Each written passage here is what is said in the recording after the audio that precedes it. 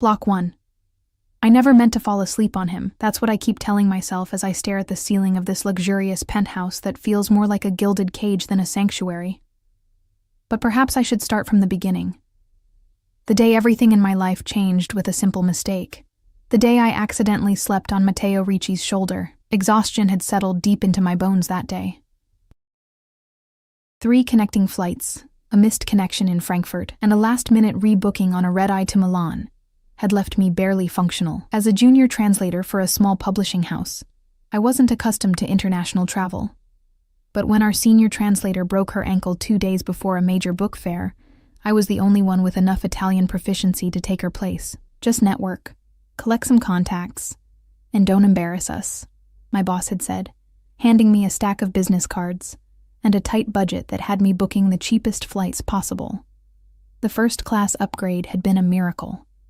A gate agent taking pity on my obvious exhaustion and the empty seat available. I remember mumbling a thank you as I clutched my new boarding pass, too tired to fully appreciate my luck.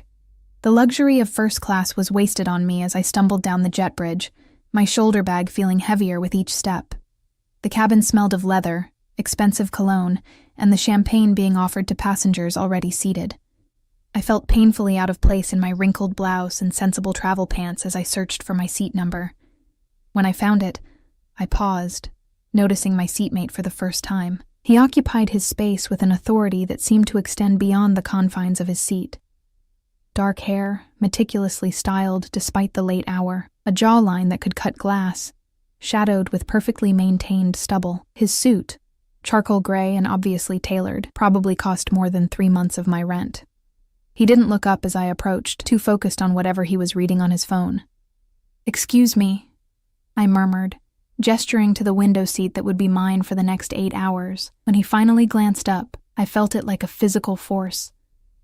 Dark eyes assessing me in one swift, dismissive sweep. He stood without a word, his movements fluid and controlled as he stepped into the aisle to let me pass. I caught the scent of his cologne, something woodsy and expensive. As I squeezed past him, careful not to make contact. "Thank you," I whispered, though I'm not sure he heard me over the ambient noise of the cabin. I settled into my seat, arranging my small bag beneath the seat in front of me and pulling out my worn paperback, a thriller I'd been too busy to finish for weeks. The man beside me returned to his seat with graceful efficiency, immediately creating an invisible boundary between us as he returned to his phone. The flight attendant approached, offering champagne. I declined, requesting water instead. My seatmate ordered whiskey, neat, his voice a low, accented rumble that somehow commanded attention without volume. "First time in first class?" he asked suddenly, catching me off guard as I fumbled with my seatbelt. "That obvious?" I managed a tired smile. "You look like you think someone will remove you at any moment." A statement, not a question, delivered without looking away from his phone. "Last-minute upgrade," I explained, though he hadn't asked. "Lucky break after a very unlucky day." He made a non-committal sound that somehow conveyed both acknowledgement and disinterest. I took the hint and opened my book, determined to use the flight to catch up on reading and then sleep. The publisher would expect me fresh and alert upon arrival in Milan, regardless of my travel ordeal. The plane took off smoothly, climbing through cloud cover into the darkness above. I tried to focus on my book, but the words swam before my tired eyes. The whiskey arrived for my seatmate, and I noticed the flight attendant's body language, the slight lean toward him, the lingering smile, the attentive service that seemed more personal than professional. He accepted the drink with barely a glance, dismissing her with a subtle nod. I must have dozed off somewhere over the Atlantic. The gentle turbulence, the drone of engines, and the warm cabin created a lullaby I couldn't resist. I remember my book slipping from my fingers, my head feeling heavier with each passing second. What I don't remember is leaning toward him. I don't remember resting my head against the firm surface of his shoulder, or sighing contentedly as I settled into deeper sleep. I woke to stillness. The kind of unnatural stillness that immediately signals something is wrong. The cabin was quiet, the lights dimmed for the overnight crossing. My eyes fluttered open to unfamiliar darkness, and as consciousness returned, horror dawned with it. My cheek rested against expensive fabric that rose and fell with someone else's breathing. My body had betrayed me while I slept. gravitating toward the stranger beside me like a moth to flame.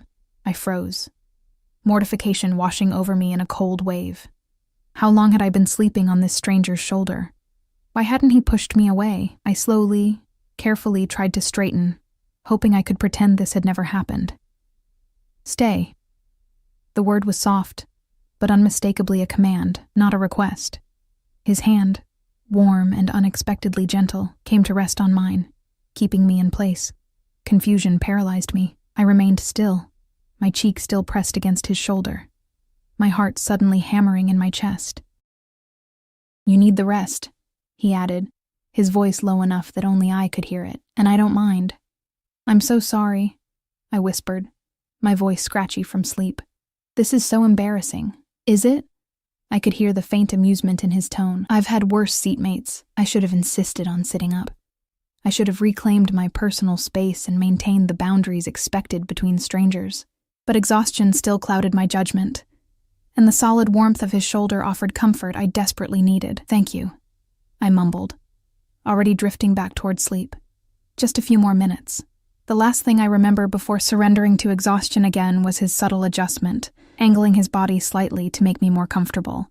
It was an intimacy I would never have allowed myself while fully awake. I awoke again as breakfast service began, the cabin lights gradually brightening to simulate dawn. This time, I jerked upright immediately, horrified to discover I'd slept against him for hours, not minutes.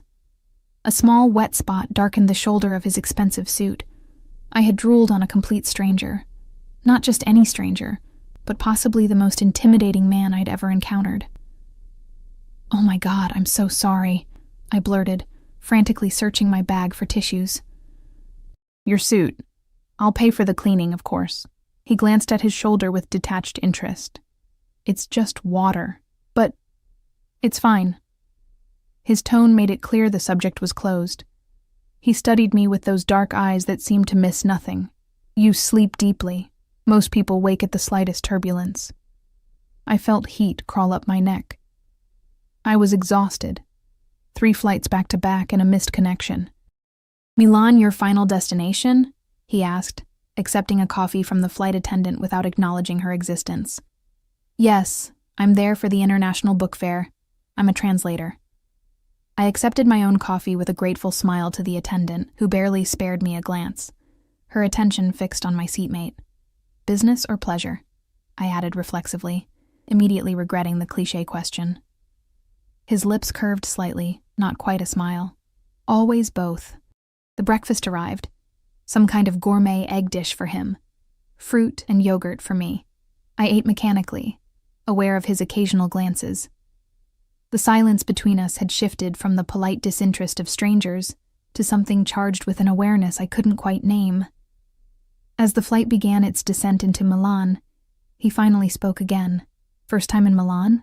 "Yes," I admitted. "I'm supposed to attend meetings for my publisher, but I have no idea how to navigate the city." He considered me for a moment, then reached into his jacket. He produced a business card, thick, cream-colored stock with minimal text, and handed it to me. "My driver will take you to your hotel." I stared at the card. It simply read, Matteo Ricci, with a phone number beneath. No company, no title. "Oh, I couldn't possibly—" "It wasn't a suggestion," he interrupted smoothly. "Consider it payment for the use of your pillow services." There was something in his eyes, a flash of humor perhaps, that made me accept the card despite my reservations. "Thank you, but really, I've already imposed enough." "What hotel?" he asked, ignoring my protest. "The Stella Marina," I said, then quickly added, "It's not far from the fairgrounds." Something flickered across his face. Disapproval, perhaps. "Budget accommodations." I bristled slightly. "It's what my company arranged. Give me your phone."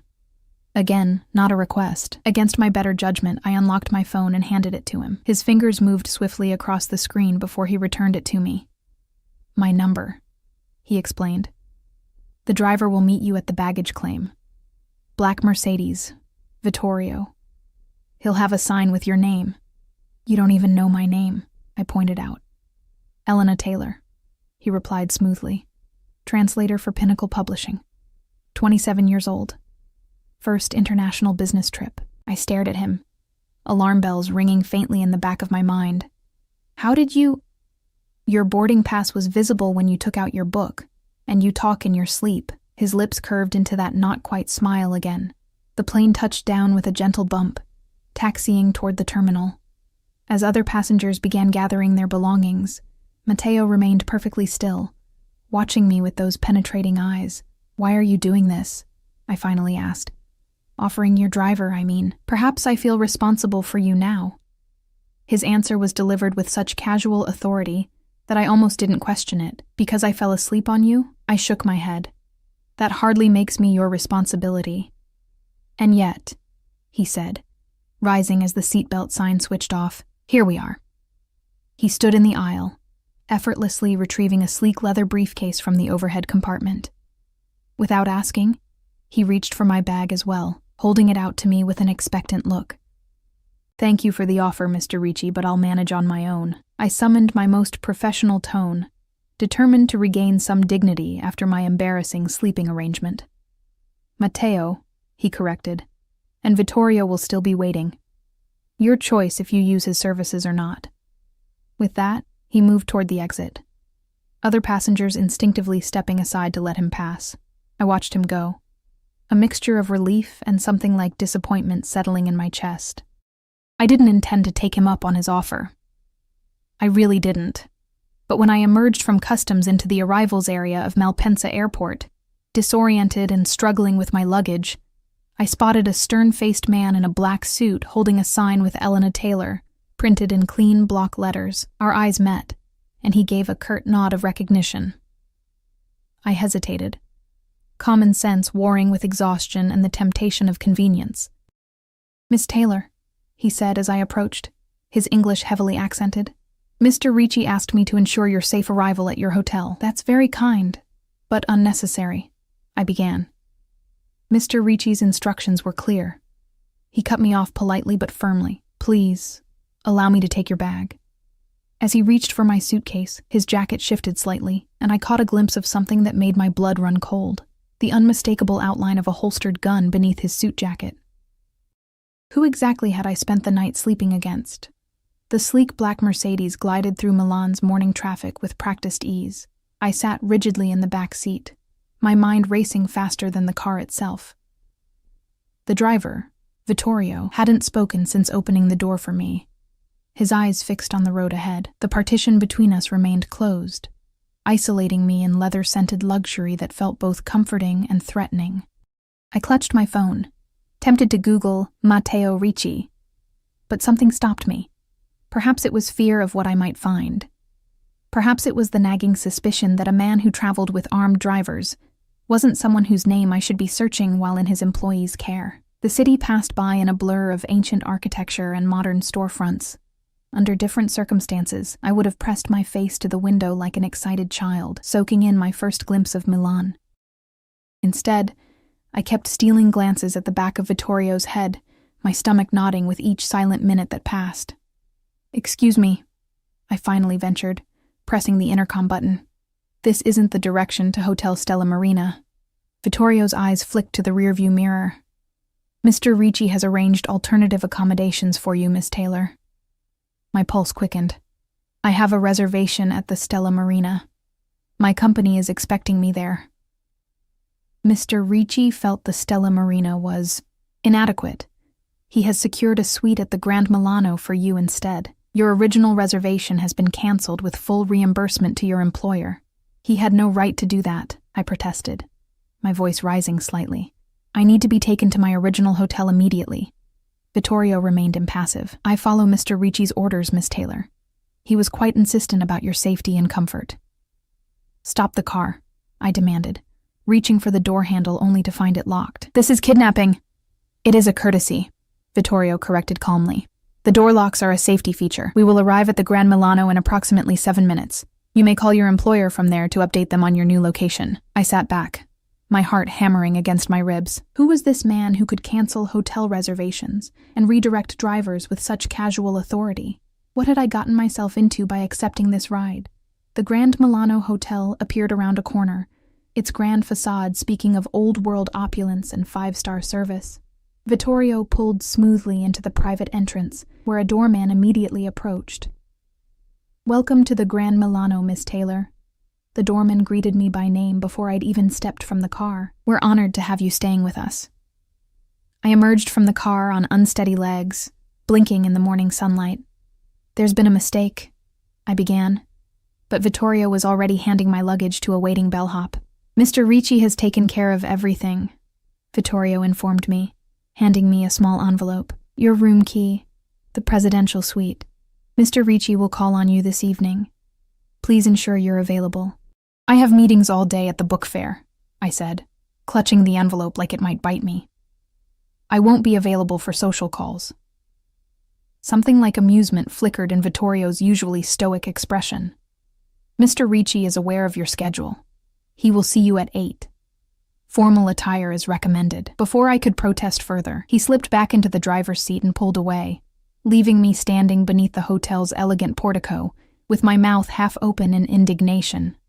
"This way, Miss Taylor," the bellhop prompted gently. "I'll escort you to your suite." The lobby was a marvel of marble and crystal, the kind of luxury I'd only seen in movies. Staff members nodded respectfully as I passed, as though I belonged there. The elevator required a keycard to access the top floor, and as we ascended, I tried to gather my scattered thoughts. "There's been a misunderstanding," I told the bellhop. "I'm supposed to be at the Stella Marina. I can't afford this place." "All expenses have been covered, Miss Taylor," he assured me with practiced diplomacy. "Mr. Ricci is a valued patron of our establishment." The presidential suite was larger than my entire apartment back home. Floor-to-ceiling windows offered a panoramic view of Milan's skyline, the morning sun glinting off distant cathedrals and spires. A welcome basket sat on the dining table. Fresh fruit, imported chocolates, and a bottle of champagne nestled in ice. "Your luggage will be unpacked for you," the bellhop informed me. "The spa has been reserved for your use at 11, should you wish to refresh before your meetings. A car will be waiting to take you to the book fair at 1. "Who exactly is Matteo Ricci?" I blurted out as he turned to leave. The bellhop paused, his professional smile faltering slightly. "Mr. Ricci is a businessman with varied interests throughout Italy. If you need anything during your stay, please don't hesitate to call the concierge. We're at your service day and night." Alone in the expansive suite, I sank onto a sofa that probably cost more than my car. My phone chimed with a text message from an unknown number. "The Grand Milano will better suit your needs. Your meetings have been rescheduled for the afternoon to allow you time to rest. A suitable wardrobe has been arranged for your convenience. Enjoy Milan, Elena." My fingers hovered over the keyboard, torn between outrage and a strange, fluttering excitement I didn't want to acknowledge. Before I could respond, another message appeared. "I don't make offers twice. Accept what's given and make the most of your time here." I tossed the phone aside, unsure if I was more disturbed by his presumption or by my own reluctance to reject his interference. I should have been furious. This stranger had hijacked my trip, rearranged my schedule, and apparently decided I needed a new wardrobe. Instead, I found myself walking to the enormous closet, curious despite myself. The closet doors slid open to reveal a selection of clothing that made me gasp audibly. Designer labels I could never afford hung in a color-coordinated row. Business attire in subtle, expensive fabrics, cocktail dresses for evenings, even casual wear that somehow looked both comfortable and elegant. Everything appeared to be exactly my size. A separate wardrobe contained shoes, heels, flats, boots, all arranged with meticulous care. On the dressing table lay a velvet box containing a simple but exquisite diamond pendant on a white gold chain, alongside a handwritten note. "For tonight. M." I snapped the box shut, suddenly aware of how deep I was getting into something I didn't understand. This wasn't normal behavior, even from the wealthiest of businessmen. No one spent this kind of money on a stranger they'd met on a plane, regardless of whether she'd drooled on their shoulder. I needed information. Grabbing my laptop, I settled at the desk overlooking the city and typed "Matteo Ricci Milan businessman" into the search bar. The results were sparse but revealing. Matteo appeared in a few society photos, charity galas, exclusive club openings, always in the background rather than featured. Business registries listed him as the owner of several high-end restaurants and nightclubs throughout Italy, as well as real estate holdings in Milan, Rome, and Sicily. No personal information, no social media presence. It was as if he existed only in glimpses and shadows. One photo caught my attention, Matteo shaking hands with a man identified in the caption as Giovanni Belmonte, a name I vaguely recognized from news stories about organized crime investigations. The article mentioned alleged connections to the Calabrian syndicate, but offered no substantive details. My stomach tightened. I closed the laptop and moved to the window, staring out at Milan without really seeing it. The signs were all there: the armed driver, the excessive wealth, the way hotel staff and flight attendants responded to him with that particular mix of deference and fear. Matteo Ricci was connected to the Mafia, and for some unfathomable reason, he had decided to take an interest in me. I should leave, change hotels, call my boss, possibly even change my flight home. But as I contemplated these options, I realized how difficult they would be to execute. My company had already been reimbursed for the original hotel. They would never approve the expense of this 5-star accommodation if I stayed on my own dime. Changing flights would cost a fortune I didn't have. And somewhere beneath my apprehension lurked a dangerous curiosity. Why me? What had prompted this level of interest and investment from a man who clearly had the world at his fingertips? The shower in the marble bathroom was a revelation. Multiple jets, perfect pressure, and products that smelled like heaven. I stood under the hot water until my skin flushed pink, trying to wash away my confusion along with the travel grime. Wrapped in a plush robe, I emerged to find a young woman waiting in the living area of the suite. I startled, clutching the robe tighter. "Miss Taylor," she greeted me with a professional smile. "I'm Sophia from the hotel spa. Mr. Ricci arranged for in-room services for you this morning. Massage, facial, manicure, and hairstyling before your meetings." "I didn't agree to any of this," I said, though my aching muscles practically begged me to accept the offered massage. Sophia's smile didn't waver. "It's already been paid for, Miss Taylor. Shall we begin with the massage? You seem quite tense." An hour later, I lay on a portable massage table, feeling like my bones had melted. Sophia's expert hands had worked out knots I didn't even know I had. The facial that followed left my skin glowing, and the manicure transformed my travel-worn nails into glossy perfection. "Mr.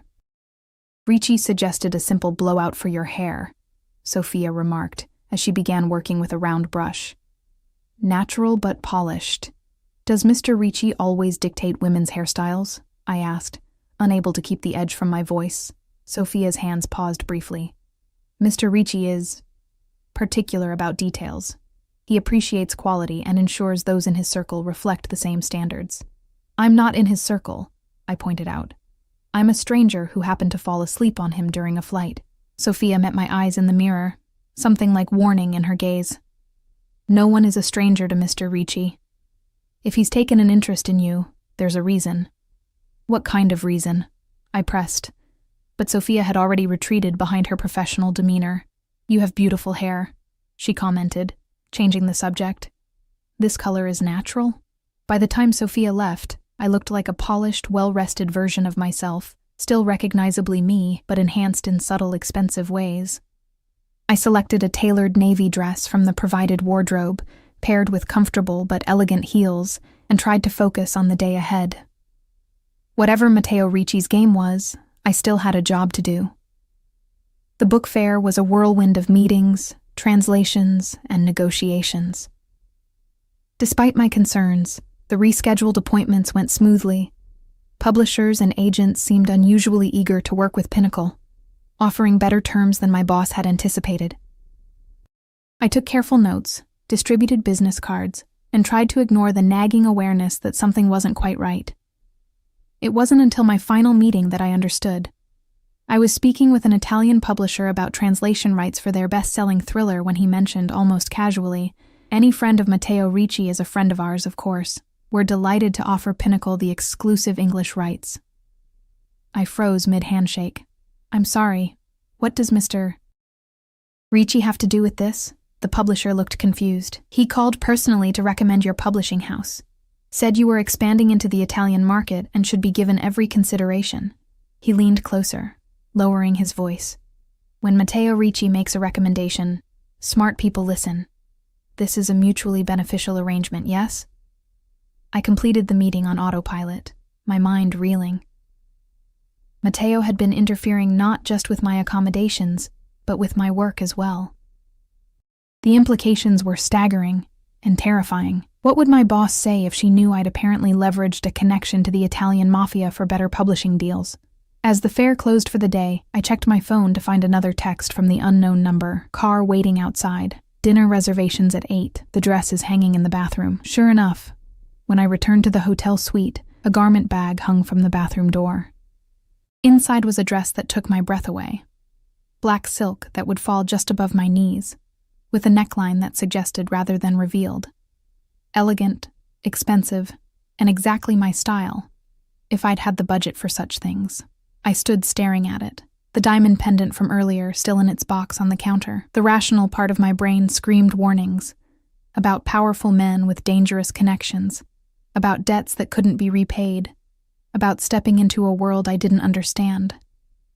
But another part of me, a part I barely recognized, wondered what would happen if I said yes, just for tonight, just to understand what Matteo Ricci wanted from me. The clock showed 7:30. I had 30 minutes to decide whether to meet the Mafia boss whose shoulder I'd accidentally drooled on. 30 minutes to choose between prudence and curiosity, between the life I knew and a door to something I couldn't even imagine. I reached for the dress, my fingers trembling slightly as they traced the luxurious fabric. One dinner. One conversation to ask him directly what he wanted from me. Then I would walk away and pretend this strange interlude had never happened. The woman who stared back from the mirror as I fastened the diamond pendant around my neck was both familiar and foreign. Still me, but transformed by luxury and circumstances into someone I didn't fully recognize. At precisely 8 o'clock, I stepped into the elevator, my heart thundering against my ribs with each floor we descended. The hotel lobby gleamed with polished marble and crystal chandeliers as I stepped out of the elevator. I spotted him immediately. Matteo Ricci stood near the entrance, his back to me, hands clasped behind him in a stance that radiated controlled power. Even from behind, he commanded attention, his bespoke suit accentuating broad shoulders that tapered to a narrow waist. As if sensing my presence, he turned slowly. His dark eyes found mine across the lobby, and for a moment, I forgot to breathe. Recognition flickered in his gaze, followed by something more complex. Appreciation mingled with a possessive satisfaction that sent a shiver down my spine. "Elena," he said simply as I approached, my heels clicking against the marble floor. He didn't smile, but his eyes warmed slightly. "You look beautiful." "Thank you for the dress," I replied, struggling to keep my voice steady. "And the hotel suite, and the spa treatments, and apparently for securing exclusive publishing rights for my company." If he detected the edge in my tone, he chose to ignore it. "You're welcome. Shall we?" He offered his arm, an old-world gesture that seemed perfectly natural coming from him. I hesitated before placing my hand on his forearm, feeling the expensive fabric of his suit and the solid muscle beneath. Outside, the same black Mercedes waited, Vittorio standing at attention beside the open door. "Where are we going?" I asked as Matteo guided me into the back seat. "Somewhere private," he replied, sliding in beside me. "We have matters to discuss." The car pulled away from the curb, merging smoothly into Milan's evening traffic. I sat rigidly beside Matteo, acutely aware of his proximity and the subtle scent of his cologne. "You have questions," he stated, rather than asked, his gaze focused on the city passing outside the window. "Several," I confirmed. "Starting with why you're doing all this for a complete stranger." He turned to face me, his expression unreadable. "Are we strangers, Elena? You slept in my arms for 6 hours. You trusted me completely, without reservation." "I was unconscious," I pointed out. "Hardly a conscious decision to trust you." The corner of his mouth lifted slightly. "And yet here you are, dressed in a gown I selected, wearing jewelry I provided, about to dine with me despite your concerns about who I might be." I swallowed hard. "And who are you, exactly?" "A businessman with diverse interests," he replied smoothly. "Import, export, entertainment, real estate." "And these diverse interests require you to have armed drivers?" A flicker of amusement crossed his features. Milan can be dangerous for successful men. Precautions are necessary. The car turned into a private driveway, winding upward through manicured gardens. A villa appeared ahead, its facade illuminated against the darkening sky. No sign indicated a restaurant. This was clearly a private residence. "This isn't a restaurant," I said, alarm rising in my chest. "I never said it was," Matteo replied calmly. "I have a chef who prepares excellent meals, more private than a public restaurant." The car stopped at the entrance, where another suited man opened the door. Like Vittorio, he carried himself with the alertness of security personnel, rather than domestic staff. "Mr. Ricci." He nodded respectfully. "Miss Taylor. Welcome." The interior of the villa was a study in restrained luxury. Art I recognized as museum-worthy adorned walls of warm Venetian plaster. Crystal and gold gleamed in the soft lighting, while ancient wooden beams crossed soaring ceilings. Matteo led me through the main hall to a terrace overlooking the city lights of Milan spread below us like scattered jewels. A table had been set for two, white linen and silver catching the glow of candles. "Your city estate or just one of many properties?" I asked, trying to mask my awe with sarcasm. "One of several in Milan," he replied, pulling out my chair. "Wine?" I nodded, watching as he poured ruby liquid into crystal glasses. His movements were precise, controlled, a man accustomed to perfection in all things. "Why am I here, Matteo?" I asked directly as he seated himself across from me. "What do you want from me?" He regarded me over the rim of his wineglass. "Direct. I appreciate that quality. You didn't answer my question. You intrigue me," he said after a moment. "Your vulnerability contrasted with a certain stubborn independence. It's an unusual combination. That hardly explains all this." I gestured around us. "The hotel suite? The clothes? Interfering with my business meetings. I take care of what's mine," he stated simply. The words hit me like a physical blow. "I'm not yours. We met yesterday." His dark eyes held mine, unwavering. "And yet, here you are." A server appeared with our first course, momentarily saving me from having to respond. The food was exquisite, delicate flavors that spoke of a chef trained in the highest culinary arts. Under different circumstances, I would have been entranced by the meal.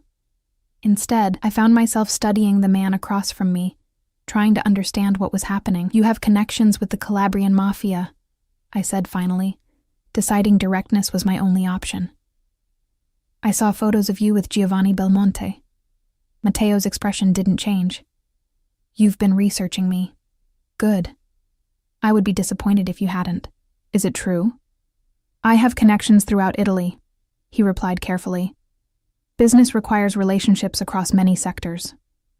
"That's not an answer. It's the only one you need right now." His tone remained gentle but carried a finality that warned against pushing further. The main course arrived, perfectly cooked veal with seasonal vegetables. We ate in silence for several minutes, the city lights twinkling below us. "I should tell you," he said eventually, "that your room at the Stella Marina would have been broken into tonight, your laptop stolen, possibly worse had you been present." I froze with my fork halfway to my mouth. "What? How could you possibly know that?" "I know many things," he replied, "including which hotels in Milan are targeted by certain gangs of thieves. The Stella Marina is known for its poor security and foreign business guests. Did you arrange this theft to justify moving me?" The question sounded paranoid even to my own ears. Matteo actually smiled then, a genuine expression that transformed his severe features.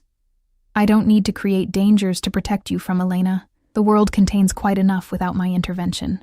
"So you moved me to the Gran Milano out of concern for my safety?" I asked skeptically. "And my own pleasure," he admitted. "I enjoy seeing you in surroundings that suit your beauty." Heat crept up my neck at his directness.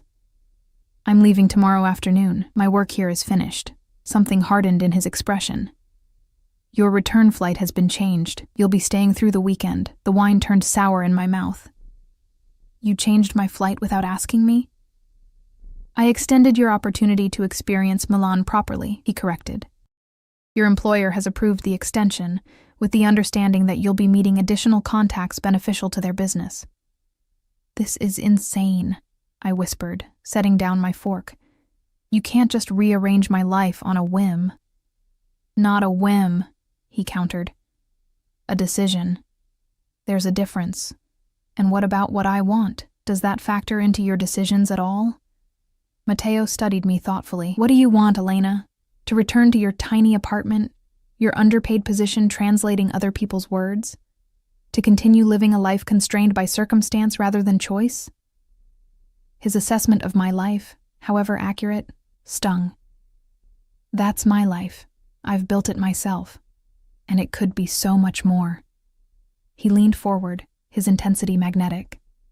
"Stay in Milan. Work remotely for your publisher if you wish, or find better opportunities here. I can open doors for you that you don't even know exist." "In exchange for what?" I asked, my voice barely audible. His eyes darkened. "Your company, your honesty, your trust. Nothing else?" "I never take what isn't freely given," he said, something dangerous flashing in his eyes. "Remember that." The dessert arrived, a delicate confection of chocolate and berries that I barely tasted. My mind raced with implications and possibilities, with fear and a traitorous excitement I couldn't quite suppress. "I need time to think," I said finally. "This is all happening too quickly." Matteo nodded, as if my response was exactly what he'd expected. "Of course. Vittorio will take you back to the hotel whenever you're ready." The drive back to the Gran Milano passed in silence. Matteo accompanied me, his presence filling the car with unspoken tension. When we arrived, he escorted me through the lobby to the elevator, his hand resting lightly at the small of my back, a touch both protective and possessive. At the elevator, he took my hand, raising it to his lips in a gesture that belonged to another century. "Rest well, Elena. Tomorrow Vittorio will take you wherever you wish to go in Milan. The city has much to offer beyond business meetings." "And if I wish to go to the airport?" I challenged. His lips curved slightly. "Then he will take you there, and I will not interfere." The elevator doors opened and I stepped inside, turning to face him. "Why me, Matteo? There must be countless beautiful, sophisticated women in your world. Why fixate on a random American who drooled on your suit?"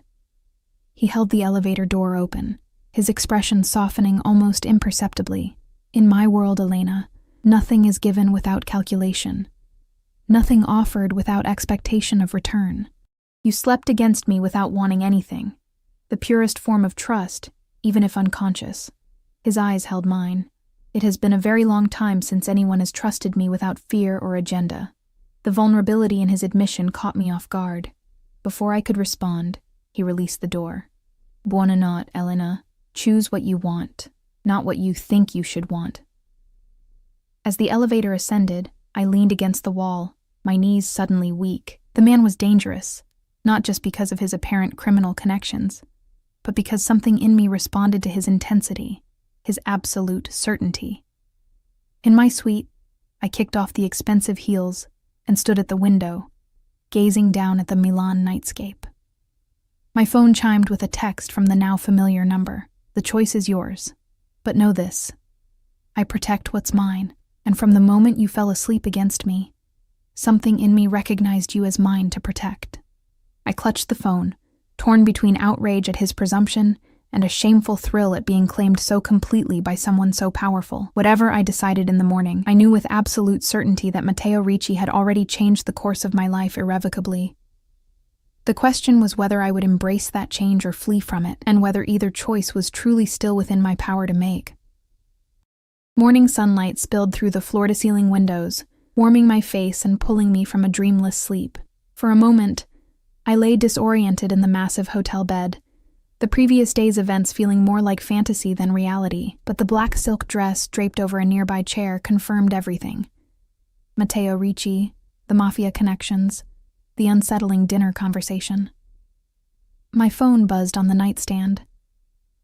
A text from my boss congratulated me on securing exclusive rights with 3 Italian publishers, mentioning the extended networking opportunity and asking for a full report when I returned. No questions about my change of hotels or flight schedule. Matteo's influence had smoothed every potential obstacle. Another message waited beneath it. From him, of course. "Vittorio awaits your instructions for the day. Enjoy Milan. I have business to attend to, but we'll see you this evening. The red box on your dresser contains a phone. Use it to contact me directly. I spotted the sleek red box immediately, opened it to find the latest iPhone, not my usual mid-range model, but the premium version with a sleek black case. I turned it over in my hands, feeling both violated and cared for in a way that left me conflicted. Instead of using either phone, I ordered room service, a luxury I'd never allowed myself on work trips. As I sipped cappuccino on the balcony overlooking the city, I weighed my options with a clarity that had eluded me the night before. Option 1. Leave immediately. Use the return ticket Matteo claimed to have changed. Deal with the professional consequences later. Return to my normal life and forget this bizarre interlude. Option 2. Stay the extra days but maintain boundaries. Explore Milan, take advantage of the luxury accommodations, maybe even use Vittorio as a driver, but make it clear to Matteo that I wasn't his in any sense. Option 3. Surrender to curiosity, see where this strange attraction led. Allow Matteo to continue his possessive attention, and enjoy the doors it opened. Each choice carried risks. The first might offend a man with dangerous connections. The second would keep me in his orbit, tempting me toward the third. And the third could change everything in ways I couldn't predict. I showered, selected a simple day dress from the provided wardrobe, and made my decision. I would stay in Milan through the weekend but set clear boundaries. I would satisfy my curiosity about Matteo Ricci while keeping my independence. Downstairs, Vittorio waited in the lobby, his posture military straight, his expression neutral as always. "Good morning, Miss Taylor," he greeted me. "What is your pleasure today?" "I'd like to see Milan," I replied. The real Milan, not just the tourist attractions. Something like approval flickered across his stoic features. "Very good. I know just the places." The day passed in a kaleidoscope of experiences I would never have found in any guidebook. Vittorio drove me to hidden courtyards concealed behind unassuming doors, tiny workshops where artisans created leather goods and jewelry by hand, and a small family-owned restaurant where the owner greeted him like a brother and served us dishes that didn't appear on any menu. "How long have you worked for Mr. Ricci?" I asked as we walked through a secluded garden behind a 16th-century church. 15 years, Vittorio replied, "since he helped my family when no one else would." "Helped how?" I ventured, suspecting I was crossing a line but unable to resist. Vittorio's expression remained impassive. "My sister was very ill. The treatments she needed were expensive. Mr. Ricci paid for everything, arranged for specialists from Switzerland." He paused. "She is alive today because of him."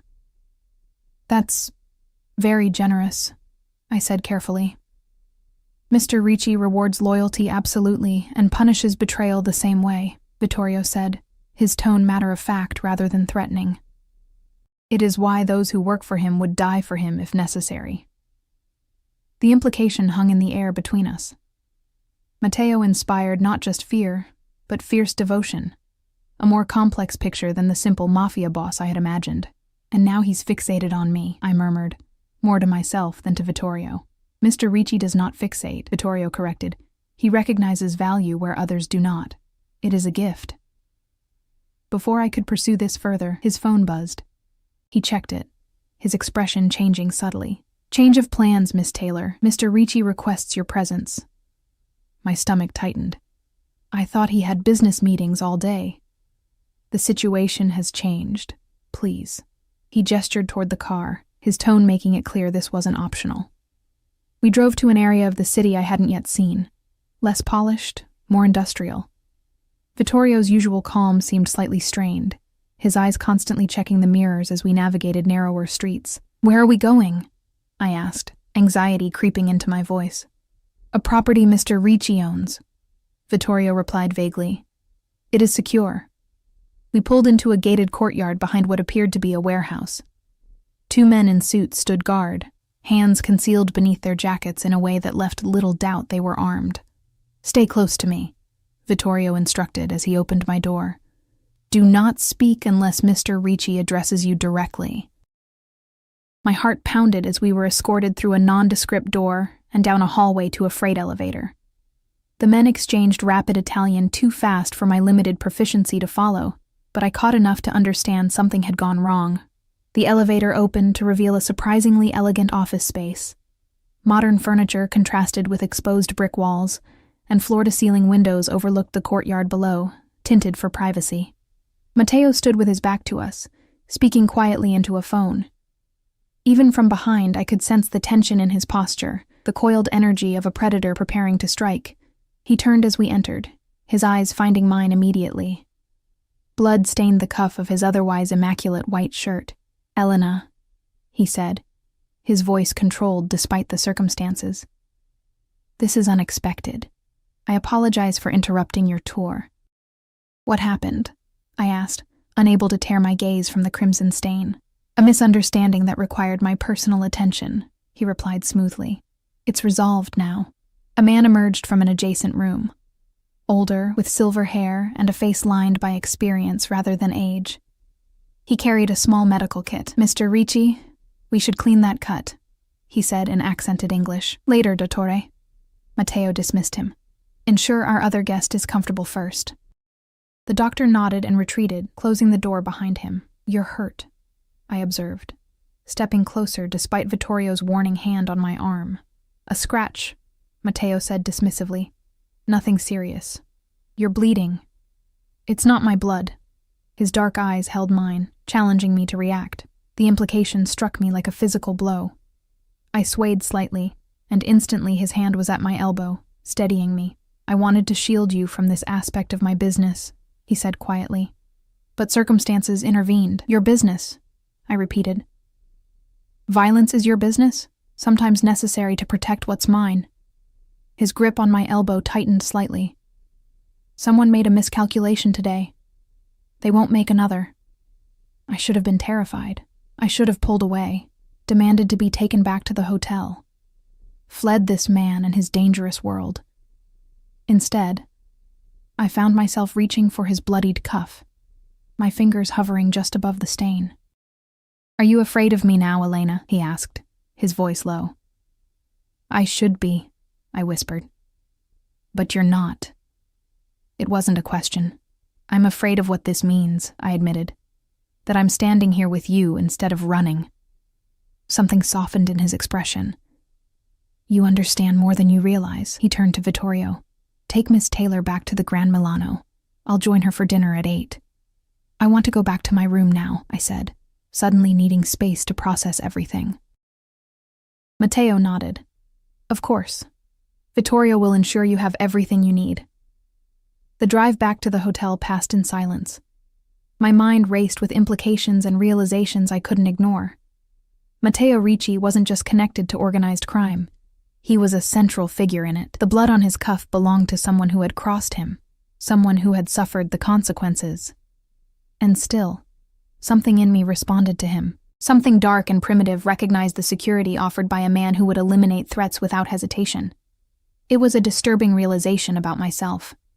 One I wasn't prepared to face. Back in my suite, I paced restlessly, my carefully constructed boundaries crumbling. I should call the airline, book the first flight home, and put an ocean between myself and Matteo Ricci. Instead, I found myself opening the red box again, removing the phone he had given me. It contained only one contact, M. My finger hovered over it, trembling slightly. Before I could decide, a knock at the door startled me. I opened it to find a hotel staff member with a large white box. "Delivery for you, Miss Taylor," he said, placing it on the bed before departing. Inside, nestled in tissue paper, lay a dress that took my breath away, deep burgundy silk that would fall to my ankles, with a neckline that dipped just low enough to be daring without crossing into vulgar. Beside it rested a matching clutch and shoes, along with a small velvet jewelry case. The card simply read, "Tonight, we discuss terms." M terms. As if this were a negotiation, a business arrangement. Perhaps it was, in his world. Protection, luxury, and privilege in exchange for... what exactly? My company? My body? My complicity in whatever his business entailed?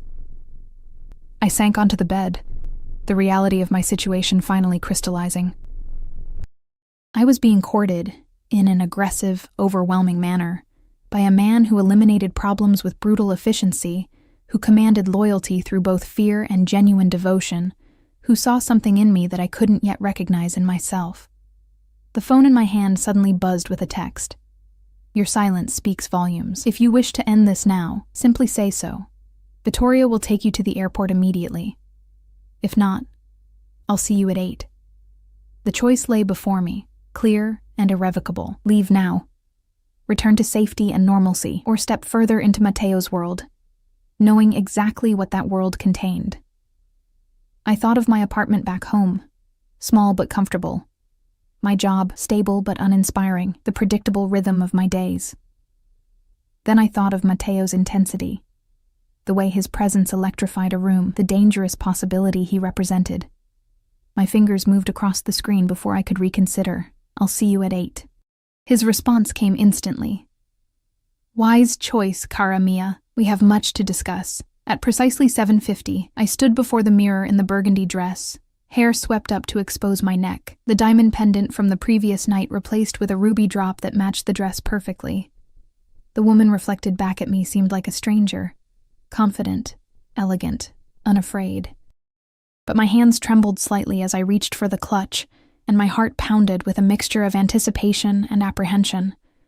I was about to negotiate terms with a man who had blood on his cuffs just hours ago, and God help me, I was excited about it. The elevator doors opened to reveal Matteo waiting in the lobby, impeccably dressed in a black suit that made his olive skin glow in the subtle lighting.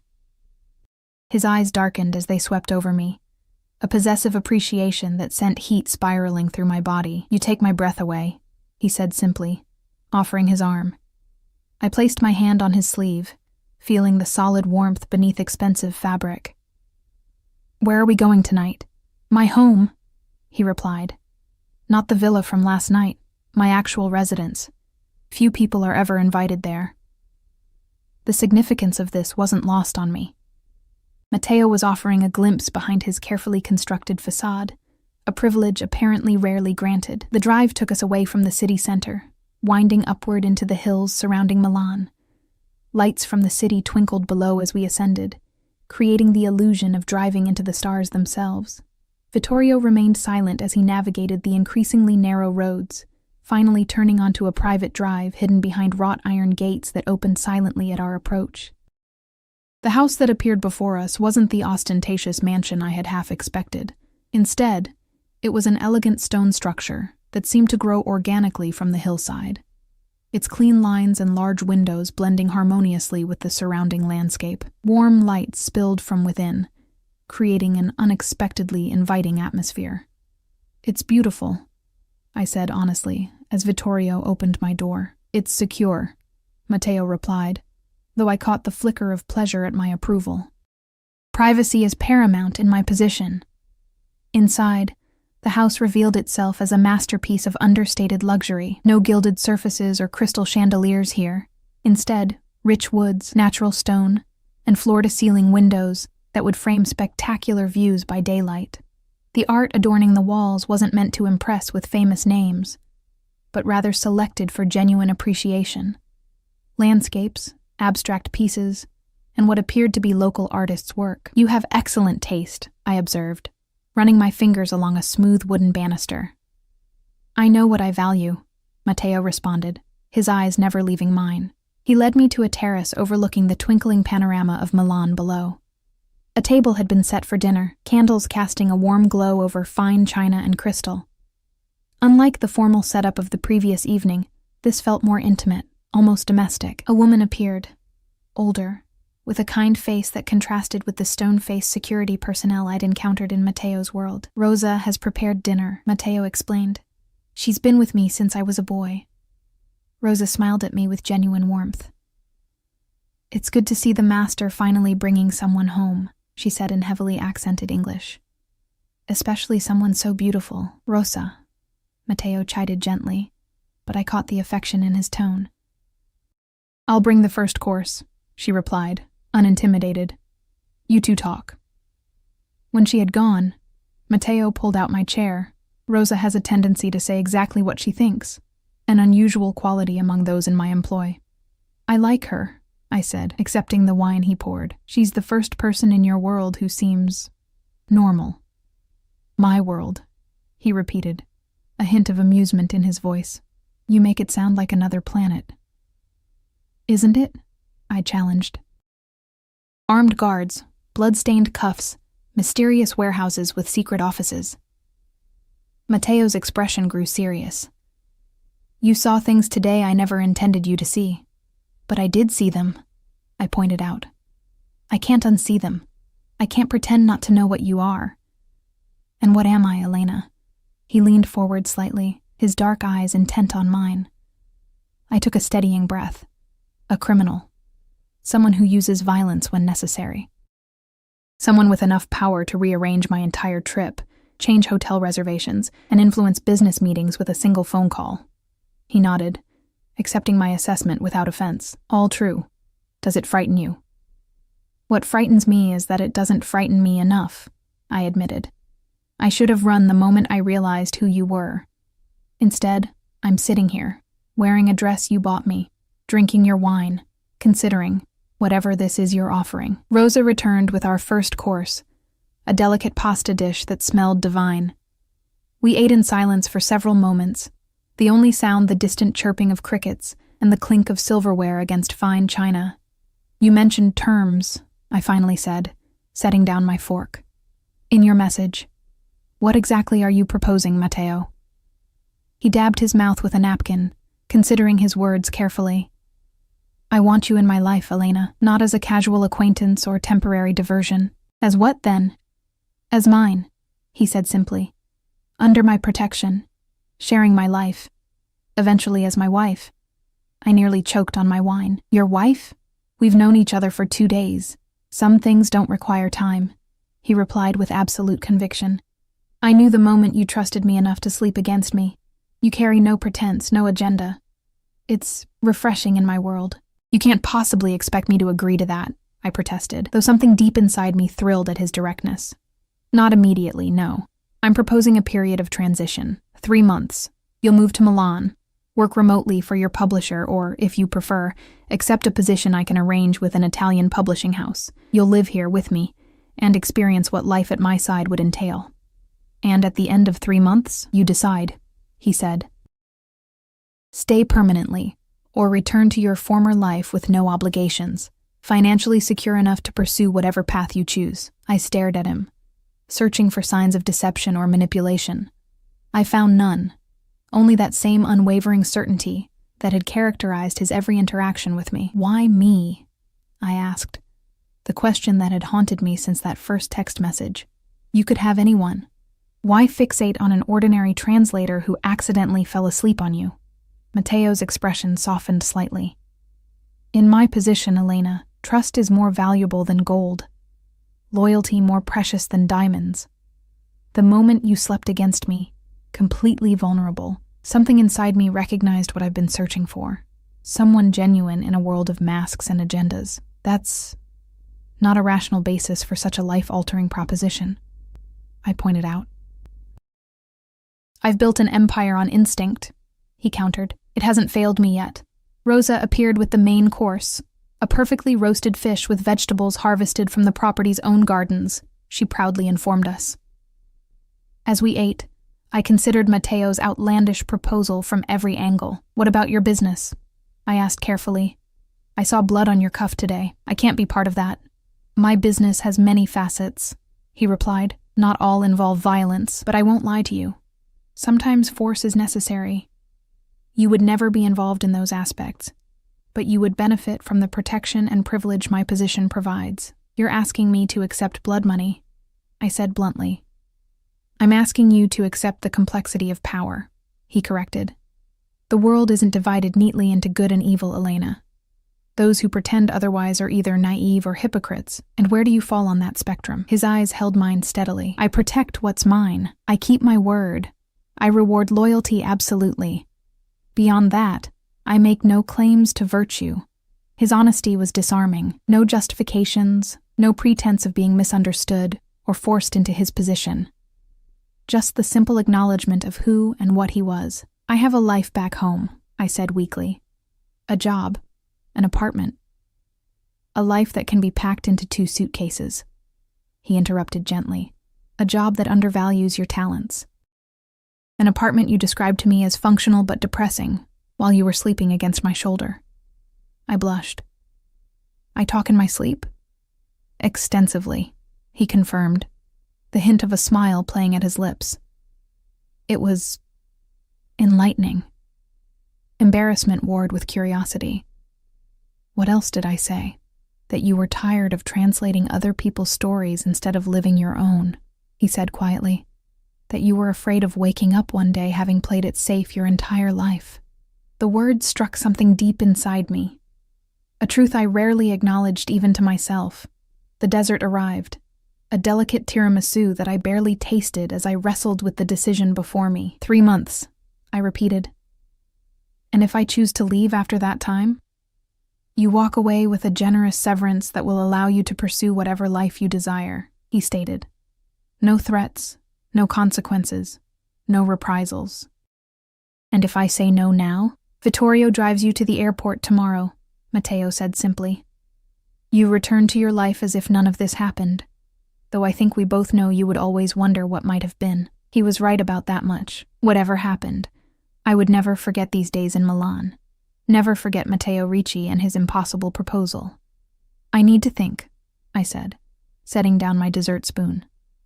Of course. He rose, offering his hand. Let me show you the rest of the house while you consider. The tour revealed a home that was both fortress and sanctuary. Security systems hidden behind elegant design, safe rooms disguised as ordinary closets, escape routes concealed within architectural features. Matteo explained each feature matter-of-factly, neither apologizing for the necessity nor dramatizing the danger. This would be your study, he said, opening double doors to reveal a book-lined room with a desk positioned to capture morning light. I noticed you prefer to work with natural light. The thoughtfulness of this detail, observing a preference I hadn't even mentioned, caught me off guard. Each room we entered revealed similar touches.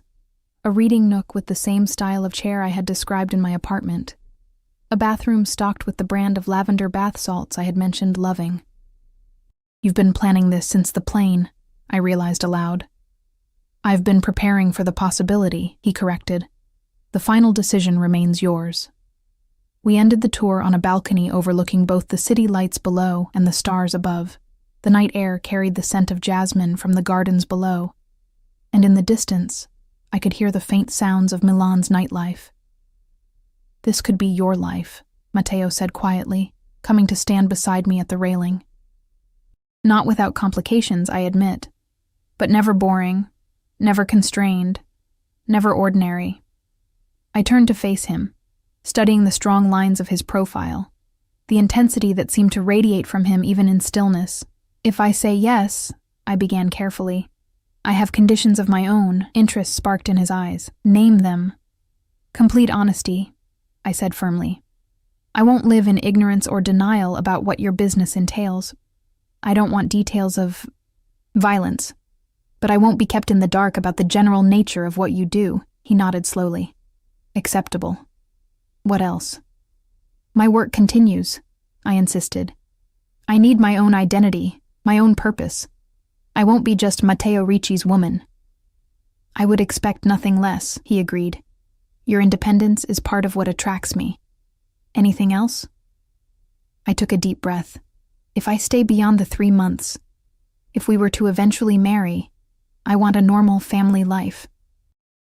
Children who aren't involved in your business, a home where they're safe. Something vulnerable flashed across his face, so briefly I almost missed it. Family is sacred, he said quietly. Children should be protected from the harsher realities of life for as long as possible. On this, we are in complete agreement. I nodded, surprised by how much his answer satisfied something deep within me. Then, yes. 3 months. Matteo's expression remained controlled, but I saw the flash of triumph in his eyes. He closed the distance between us in 2 steps, one hand coming up to cradle my face with unexpected tenderness. You won't regret this, he said, his voice husky with emotion I hadn't expected from him. I hope not, I whispered. His lips met mine in a kiss that started gently but quickly deepened. with an intensity that left me breathless. His arms encircled me, pulling me against the solid wall of his chest as if he feared I might vanish if he didn't hold on tight enough.